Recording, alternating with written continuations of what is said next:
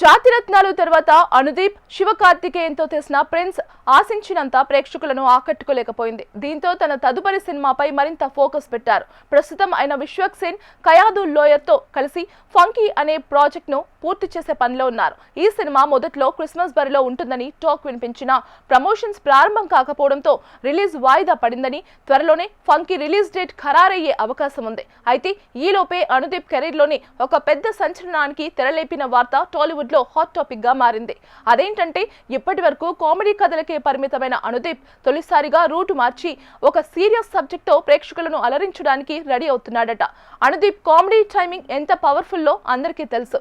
మరి ఆయన సీరియస్ కథను ఎలా డీల్ చేస్తారు, కథనం ఏ స్థాయిలో ప్రేక్షకులను కట్టిపడేస్తుంది అనేది ఆసక్తికరంగా మారింది. అయితే ఈ సీరియస్ ప్రాజెక్టుకు మరింత క్రేజ్ ను తీసుకొచ్చింది national crush Rashmika Mandanna. Anudeep direction లో రాబోతున్న ఈ సీరియస్ చిత్రంలో రష్మిక లీడ్ రోల్ పోషించబోతుందని సమాచారం.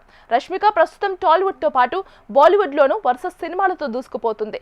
ఆమె కేవలం గ్లామర్ పాత్రలకే పరిమితం కాకుండా పర్ఫార్మెన్స్ కి స్కోప్ ఉన్న పాత్రలను ఎంచుకుంటూ తనకంటూ ఒక ప్రత్యేక గుర్తింపును సృష్టించుకుంటోంది.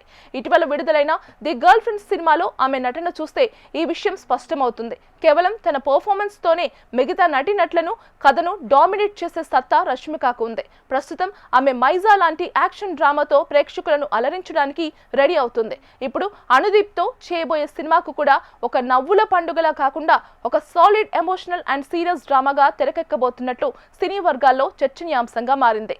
కామెడీ సినిమాలకు కేర్ ఆఫ్ అడ్రస్ గా మారిన అనుదీప్ తన మొదటి సీరియస్ అటెంప్ట్ ను రష్మిక లాంటి టాలెంటెడ్ ఆర్టిస్ట్ తో చేస్తుండడం సినిమాపై అంచనాలను భారీగా పెంచేసింది.